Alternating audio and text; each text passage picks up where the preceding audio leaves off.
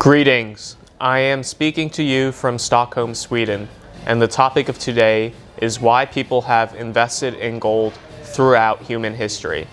I think this is a very relevant topic because of the inflation that has been happening recently. A Bureau of Labor Statistics report states that in August, which is just last month, our year-over-year inflation rate was 5.3%, which is very high. And this has been because of the pandemic.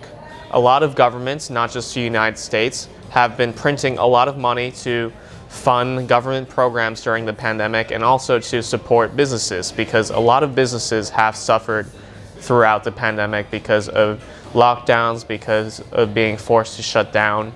And governments throughout the world have been printing a lot of money to fund programs to support these businesses and to fund a lot of the government programs needed during this time. And because of that, we have had very high inflation. So gold is an asset that you invest in to hedge against inflation. And that is why this is an important topic for what's happening right now. So let's look at the history of gold, and to understand the history of gold, we have to understand the history of currencies. So different currencies have been used throughout history. People have used things from glass beads to stones to silver to gold, but gold has won out as the most reliable form of currency historically, and that is because it is very durable and non-corrosive, and it has a lot of other qualities that other forms of historical currencies did not have. Gold is very rare and difficult to produce, and gold mining is difficult and expensive, and this makes it so that there is a low stockpile growth rate, and the existing stockpile is much greater than annual production. So gold is very resistant to inflation. As you can see here, the annual stockpile growth rate for gold never reaches 3%, and for the most part stays below 2%. You can also see that the existing stockpile of gold is about 60 times the annual production of gold, demonstrating how stable the gold supply is. Like I said before, gold is non-corrosive and durable. Unlike other metals such as copper and iron, gold cannot rust and it is not corrosive, which makes it very stable over time. And you can save gold and hoard gold and it will keep its value because it doesn't corrode. And even silver actually has corrosive properties, which is why silver is not as valuable as gold. Also, silver is more abundant and easier to produce than gold, which makes gold more valuable.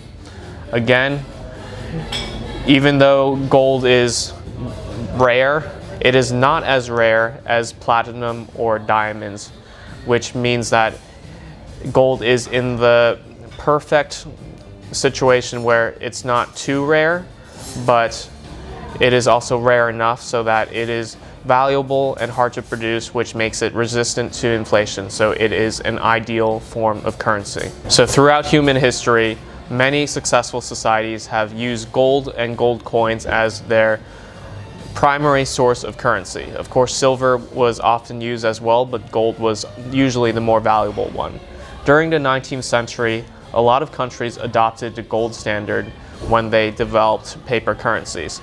This means that paper currencies were issued to the population, but they were always backed by gold.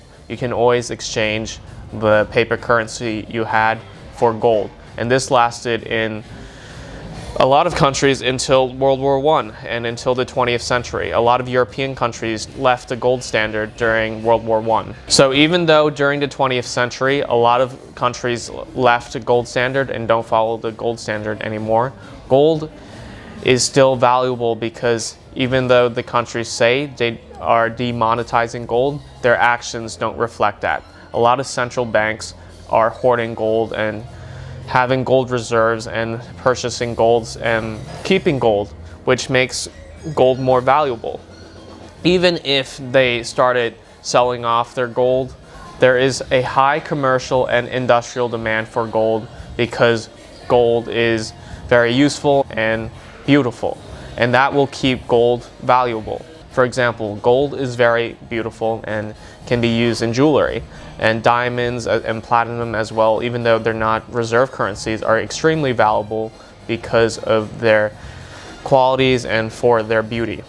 And gold is similar in that case. Also, gold is used in electronics, it's used in architecture and design and aesthetics overall. It's used in aerospace and a lot of different industrial uses as well as aesthetic uses, which will keep gold valuable. So even if all the central banks in the world get rid of their gold reserves, which is very unlikely, you will still be able to sell the gold you have if you purchase gold because of its inherent value. So that is why people have always invested in gold throughout human history. Before, it used to be an actual currency, and until World War I or until the 20th century, most countries had a gold standard, so it was analogous to money as well.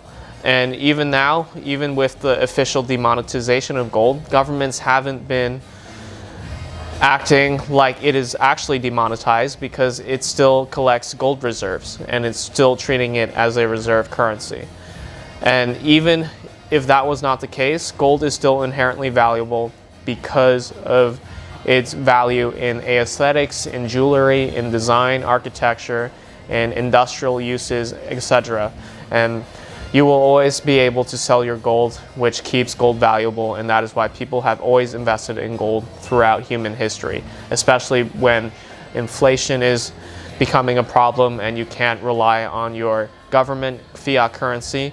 You invest in gold because it has inherent value that you can monetize. I hope you enjoyed this video. Thank you for watching. Make sure to subscribe for more business and personal finance content, and I'll see you guys in the next video.